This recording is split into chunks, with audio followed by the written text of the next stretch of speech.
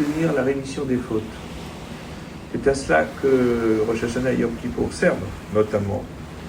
D'ailleurs, c'est le sens du verset que nous allons lire. Ki bayom hazeh yechaper alechem et ta'alechem mikol chatotechem ki Hashem tikavu. En ce jour-là, vous serez pardonnés pour vous purifier de toutes vos fautes. Vous serez purifiés devant l'Éternel.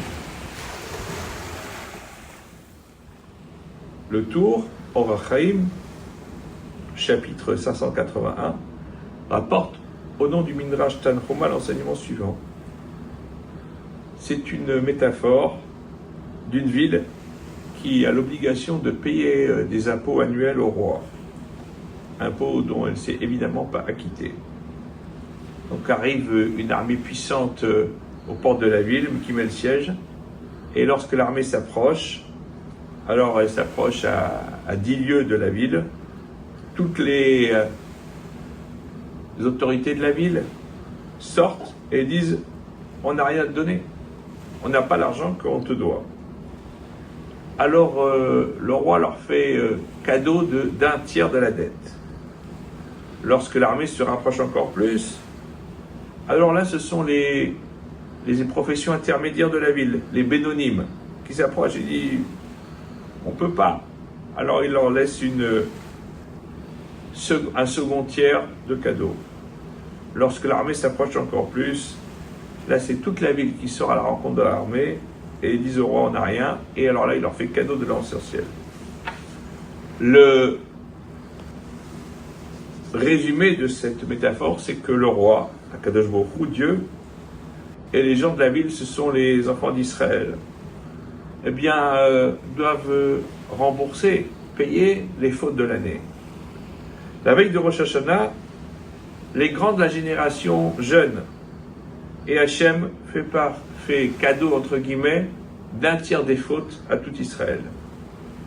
Pendant les 10 jours de pénitence, les bénonymes, les moyens, sont dans la affliction, ils jeûnent, et donc c'est le deuxième tiers qui s'en va.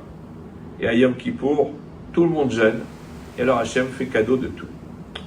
Le Beth Yosef, Rabbi Yosef Karo, nous dit que d'après le Midrash Tanchuma, en vérité, Erev Rosh Hashanah, la veille de Rosh Hashanah, devrait être comme Yom Kippour. Parce qu'en vérité, dans ce cas-là, un tiers devrait être pardonné à tous. Et donc la veille de Rosh Hashanah est comparable aux 10 jours de pénitence, Aseret Yemei Teshuvah. Alors en fait, il y en a 9. Et chacun des 9 jours, eh bien, dans les 9 jours, on n'obtient que le tiers de la rémission des fautes. Et la veille de Rosh Hashanah, la tiers aussi. Alors en fait, qu'est-ce qui reste alors dans ce cas-là? Et donc on nous dit la chose suivante, que lorsque l'on dit que Dieu fait cadeau d'un tiers, c'est pas qu'il fait cadeau, c'est une remise de dette qui sera revue après Yom Kippour. Et donc en réalité, c'est une suspension de dette qui est effectuée la veille de Rosh Hashanah. Et qui fait que pendant les 10 jours de pénitence, il y a un tiers de la dette qui est effacée, et qu'à la fin de Kippour, c'est l'intégralité de la dette. Et donc, c'est pour cela que le verset nous dit, c'est en ce jour-là que vous serez purifiés de toutes vos fautes. Parce que c'est ce jour-là qu'Hachem, eh bien, veut nous montrer la grandeur de Yom Kippour par rapport à tout le reste des autres journées de l'année. Eh bien, tous les autres jours ne sont que des suspensions, et le jour de Kippour, c'est l'annulation des fautes, l'annulation de la dette.